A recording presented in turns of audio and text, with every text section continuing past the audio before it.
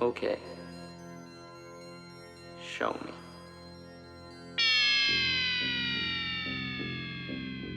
Hi there guys, welcome back to the ToolCraft channel. Thank you very much for tuning in for a video about both the Runcam 5 and the Foxeer Box 2.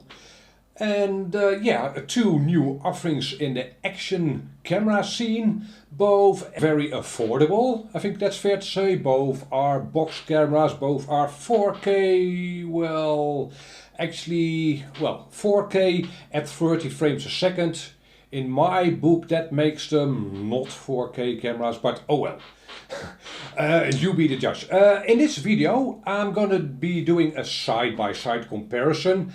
I did this, initially for myself, but why not share results with you as well? Maybe it'll be helpful to you, or insightful, informative. There's a good chance you are looking at these two cameras wondering which is best for you. So maybe this video will help you out a little. Now, in this video I'm gonna be looking at these two cameras side by side in one resolution only, and that's 1080p or Full HD at 120 frames a second. Now, why that resolution? Well, simply because that's the resolution I will be using most. I hope that makes sense. It's a personal thing. I want a lot of frames a second so I can slow the footage down, which I will show you in a couple of minutes. I just like to have that feature on hand, if you will. I am less interested in higher resolutions, like 4K. I will do a separate video with a side-by-side comparison in 4K for both cameras. So be on the lookout for that. I will also do a roundup, a combined review of both cameras, and in that video I will tell you which will be my preferred camera. I have two of both, by the way, just in case you are wondering, to be able to test them thoroughly. And as a YouTuber I want to have a lot of cameras and these are affordable. So what you are looking at right now is obviously a side-by-side of the two cameras, unedited. Both streams are of course at 50% at this point in the video, right? They are both shrunk down. And I think at this point in the video it would be nice to tell you something about the file sizes, so you can calculate how much you can store on the memory cards you will be using, and it'll tell you something about the quality of the video feeds. Okay, on your left you see the box 2 footage, again 1080p at 120 frames a second. And let me see, the data rate is 62779 kilobytes a second. Well, I'll put all data on screen so you can read it, but as you can see the Runcam 5 has a higher data rate at 80,000 kilobytes a second, which I actually didn't expect. But, well, it's what it is. And I'm actually glad to see that. Apparently the compression ratio in the Runcam 5 is a little lower, which is a good thing. That means the video of the Runcam 5, at least in this resolution, should be of higher quality. The resulting file size is also a little bigger, approximately 25% bigger actually. Yeah, significant. So a little over 4 gigabytes for the Box 2, the Foxeer Box 2, and a little over 5 gigabytes for the Runcam 5 camera. So definitely a significant difference in file size. And again, I prefer the slightly bigger file because, well, that definitely means that the bitrate is higher, the JPEG compression ratio is lower. Now, in most of my videos I try to stay away from influencing you in either direction.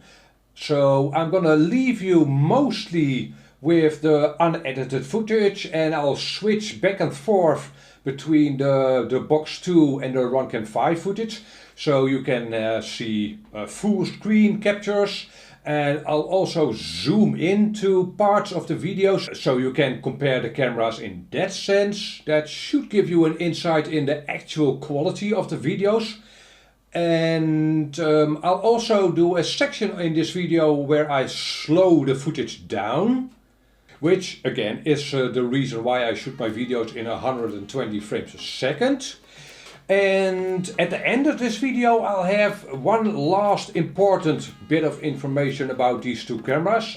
If you are interested in these two cameras, I strongly suggest watching the entire video and listen to what I have to say about these two cameras.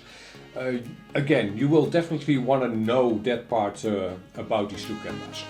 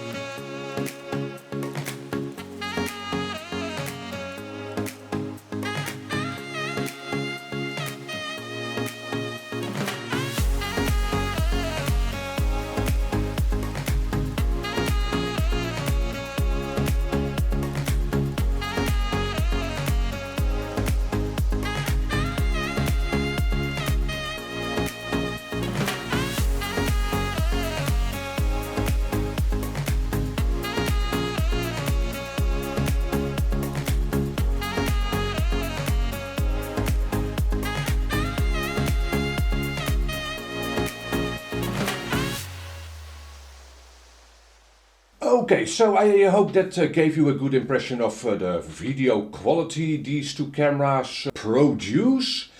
If you are left with questions, hit me up a comment down below, of course. But as mentioned before, there's one more thing I should tell you. Both these cameras will split the files, so they will create second or third files if the file size exceeds 4 gigabytes or close to 4 gigabytes. And it actually doesn't seem to matter in what format you format the memory cards. I tried it with the Runcam 5 and it doesn't matter which format the card has.